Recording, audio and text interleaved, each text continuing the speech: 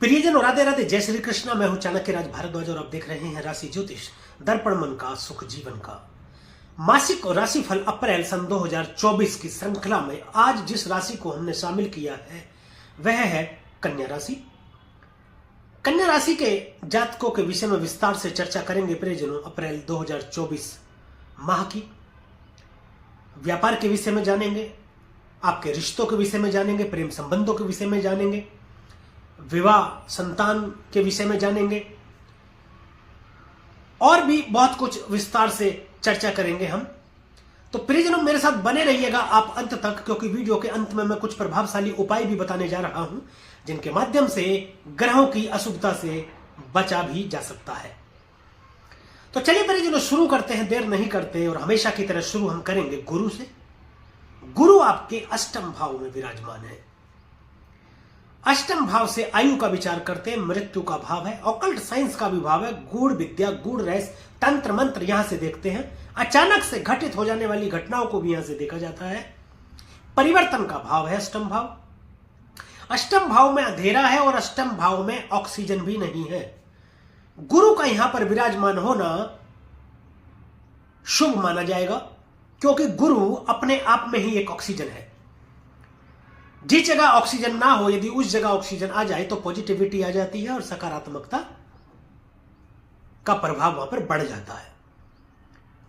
अचानक से कोई बहुत बड़े धन की प्राप्ति आपको हो सकती है। अष्टम भाव वह धन देने के लिए जाना जाता है जो आपने कमाया नहीं है। पहले कह दिया करते थे कि गड़ा हुआ धन, परंतु अब तो गड़ा हुआ धन नहीं होता, परंतु कुछ ऐसी प्रॉपर्टी या धन की प्राप्ति आपको हो सकती है जो आपके बड़े बुजुर्ग आपके नाम पर छोड़ गए हों, जो कि अचानक से आपको पता चले कि अब वह आपको मिलने वाली है। ज्योतिष की तरफ रुझान आपका बढ़ सकता है।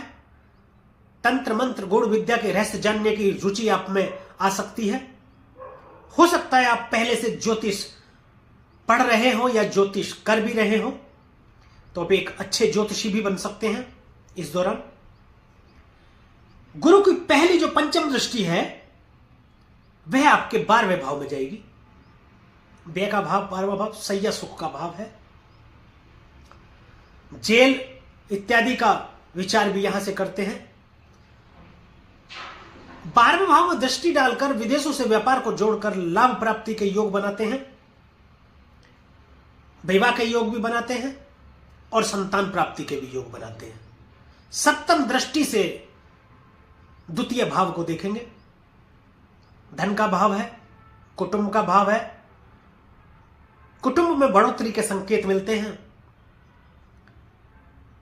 विवाह की संभावना है या फिर संतान प्राप्ति की भी संभावना है। निवेश में कुछ नुकसान होने की संभावना है। सलाह यह दी जाती है कि फिलहाल निवेश आप ना करें जब तक कि गुरु अष्टम भाव में विराजमान है। गुरु के बाद बात करेंगे शनि की। शनि आपके छठे भाव में स्थित है। छठे भाव में शनि को अच्छा माना जाता है। कर्म फलदाता है, परंतु दंडाधिकारी भी है। कर्म अपने ठीक रखेंगे, आचरण अपना ठीक रखेंगे तो शनि अच्छा फल प्रदान करेंगे। शत्रुहंता योग बनाते हैं। रोग रिपु ऋण का भाव है छठा। रोग से मुक्ति दिलाने का कार्य करेंगे, ऋण से भी मुक्ति दिलाएंगे और शत्रुओं से भी आपको बचाने का काम करेंगे शनिदेव। शनिदेव की तृतीय दृष्टि अष्टम भाव में जाएगी, जब पहले से गुरु विराजमान है। शनिदेव की तृतीय दृष्टि अष्टम भाव में गुरु के विराजमान होने से ज्यादा नुकसानदायी नहीं रहेगी, परंतु फिर भी यात्राओं में आपको ध्यान देने की जरूरत है। कोई चोट चपेट की स्थिति बन सकती है। सप्तम दृष्टि से 12वें भाव को देखेंगे, जहां पर गुरुदेव की भी दृष्टि है। गुरु और शनि की संयुक्त दृष्टि होने के चलते विदेश यात्रा तो आपको कराएंगे, ये दुश्मनों को नाश करेंगे। दांपत्य जीवन में कुछ कड़वाहट की स्थिति हो सकती है या अवैध संबंधों के चलते दांपत्य जीवन में आपके मतभेद हो सकते हैं। सावधान रहने की आवश्यकता है आपको। दशम दृष्टि से शनिदेव आपके तृतीय भाव को देखेंगे, जो कि पराक्रम का भाव है, कम्युनिकेशन का भाव है, छोटे भाई बहनों का भाव है। मल्टीमीडिया फिल्म इत्यादि का विचार भी यहां से करते हैं। ऑनलाइन कोई भी बिजनेस या कंप्यूटर से रिलेटेड कोई भी कार्य यदि आप कर रहे हैं या करना चाहते हैं तो वह भी यहां से विचार करते हैं। मेहनत तो आपको अधिक करनी पड़ेगी, परंतु उस मेहनत के अनुसार ही आपको शनिदेव फल भी अच्छा ही देंगे। छोटे भाई बहनों से थोड़ा मतभेद हो सकता है, मनमुटाव की स्थिति हो सकती है, ध्यान रखने की जरूरत है।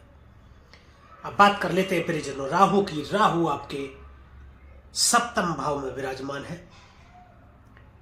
यहां बैठने से राहु देव आपके व्यापार को तो नई ऊंचाइयां देंगे, परंतु भ्रम की स्थिति पैदा करेंगे आपके मन में, जिससे दाम्पत्य जीवन में थोड़े से मतभेद हो सकते हैं, साझेदारी में भी थोड़ी सी खटास हो सकती है।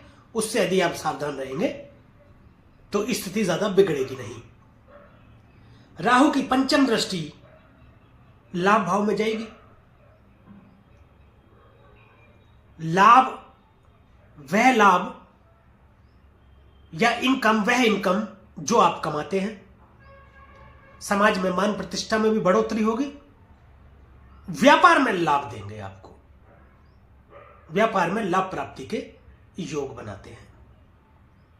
सप्तम दृष्टि लगन में जाएगी। दिमाग आउट ऑफ कंट्रोल हो सकता है। निर्णय लेने में आपको कठिनाई हो सकती है। हो सकता है आपको यह लगे कि मैं ये भी करूं, सब कुछ मैं ही कर लूं, या आपको लगे कि जो मैं कर रहा हूं वह ठीक नहीं हो रहा है, कुछ और कर लो, तो उसमें आपको थोड़ा कठिनाई का सामना करना पड़ सकता है। नवम दृष्टि तृतीय भाव में जाएगी, जहां शनि की भी दृष्टि है। शनि राहु दोनों आपस में मित्र हैं, तो जैसा प्रभाव शनि देंगे वैसा ही राहु भी प्रभाव देंगे। लाल किताब के अनुसार कहा जाता है कि राहु शनि के इशारे पर काम करता है। ऑनलाइन मल्टीमीडिया, फिल्म इत्यादि से संबंधित यदि कोई कार्य करना चाहते हैं तो कर सकते हैं, उसमें आपको सफलता प्रदान करेंगे। यदि कर रहे हैं उसमें भी नई ऊंचाइयां या गति आपको देखने को मिलेगी। अब बात परिजनों केतु की, जो कि आपके लगन भाव में स्थित है। केतु डिटैचमेंट का कारक है, अपने आप से ही आपको दूर करेंगे, क्योंकि लगन आप खुद होते हैं। अपने आप को छोड़कर सब लोगों का भला आप करेंगे, सब लोगों की तरफ ध्यान देंगे आप, परंतु अपनी ओर ही ध्यान नहीं देंगे, अपने से ही दूर हो जाएंगे। या आपके मन में ऐसा आएगा सब कुछ छोड़ छाड़ के कहीं चला जाऊं मैं, सब कुछ मोह माया, कुछ नहीं रखा दुनिया में, क्योंकि केतु मोक्ष का कारक भी है। अध्यात्म की ओर जा सकते हैं आप, किसी धार्मिक स्थान पर रहने की इच्छा जन्म लेगी आपके अंदर। केतु के बाद अब बात करेंगे बाकी ग्रहों की। सबसे पहले बात सूर्य की, जो कि सप्तम भाव में विराजमान है फिलहाल तो, और ग्रहण के प्रभाव में रहेंगे 13 तारीख तक। सरकारी कार्यों में बाधा आ सकती है, पिता से संबंध खराब हो सकते हैं, पत्नी से भी संबंध खराब हो सकते हैं। आत्मसम्मान में कमी होगी, आपके आत्मविश्वास में भी कमी होगी। समाज में मान प्रतिष्ठा में भी कमी आ सकती है, अपमानित होना पड़ सकता है आपको, सावधान रहने की जरूरत है। परंतु 13 तारीख के बाद में ये गोचर कर जाएंगे आपके अष्टम भाव में। अष्टम भाव में वैसे तो कोई भी ग्रह अच्छा नहीं माना जाता, अष्टम भाव खुद भी अच्छा नहीं माना जाता, परंतु गुरु के साथ स्थित रहेंगे तो स्थिति थोड़ी ठीक रहेगी, जिससे सरकारी कार्यों में आपको सफलता मिल सकती है गुरु का साथ होने से। सूर्य के बाद बात करेंगे बुध की, जो कि सप्तम भाव में स्थित है। सप्तम भाव में बुध विराजमान है, वक्री भी हो रहे हैं, अस्त भी होंगे। फिर राहु के साथ विराजमान है, तो वाणी पर ध्यान देने की जरूरत है। वाणी में दोष के चलते दांपत्य जीवन में मतभेद हो सकते हैं।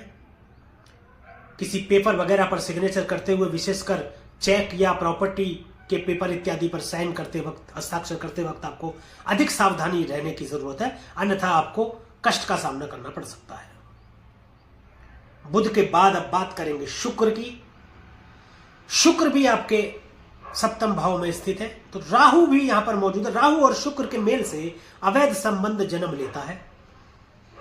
हो सकता है कि आप अवैध संबंध में अभी हो, या हो सकता है अवैध संबंध आपके स्थापित हो जाए, जिसके चलते दांपत्य जीवन में अधिक कड़वाहट हो सकती है, यानी कि अलगाव की स्थिति भी हो सकती है। यदि सावधानी नहीं रखी तो यह आपके लिए बहुत नुकसानदायक हो सकती है। देखिए, ज्योतिष संभावना और सावधानी है।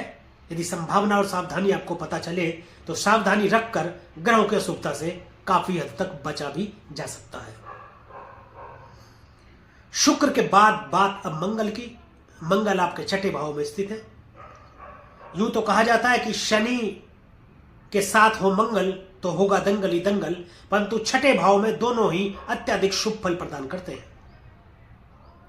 मंगल भी शत्रुहंता योग बनाते हैं छठे भाव में, और शनि भी। तो यहां मंगल आपको अच्छा प्रभाव दे रहे हैं। थोड़ा स्वास्थ्य के प्रति तो आपको सावधान रहने की जरूरत है, वरना तो आपको ये प्रॉपर्टी इत्यादि से लाभ प्राप्ति के योग बना रहे हैं। तो प्रियजनों, ये था अप्रैल 2024 का राशिफल कन्या राशि के जातकों के लिए। अब बात को छुपाए की कर लेते हैं। आपकी राशि के स्वामी बुध देवता हैं। गणेश जी की आराधना करें, गणेश अथर्वशीष का पाठ करें, सूर्य को प्रतिदिन जल दें, मां दुर्गा की आराधना करें, दुर्गा सप्तशती का पाठ करें, तो आपके लिए पूरे माह शुभ फलों की प्राप्ति होती रहेगी। तो आज के लिए, अभी के लिए प्रियजनों इतना ही। यदि ये वीडियो आपको अच्छी लगी हो, दी गई जानकारी से आप संतुष्ट हो, तो कृपया वीडियो को लाइक करें, शेयर करें और कमेंट करके हमें जरूर बताएं कि हमारे द्वारा फलित गोचर आप पर कितना प्रभावी रहता है। और हमारे YouTube चैनल को सब्सक्राइब करें तथा बेल आइकन बटन दबाना बिल्कुल भी ना भूलें, ताकि इसी प्रकार की और भी महत्वपूर्ण जानकारियां आप तक समय पर पहुंचती रहें। अब मुझे दीजिए आज्ञा, मिलेंगे अगली वीडियो में। एक और राशि के विषय में चर्चा करेंगे, अप्रैल 2024 के राशिफल की। तब तक के लिए प्रियजनों और राधे राधे, जय श्री कृष्णा। और आप देखते रहिए राशि ज्योतिष, दर्पण मन का, सुख जीवन का।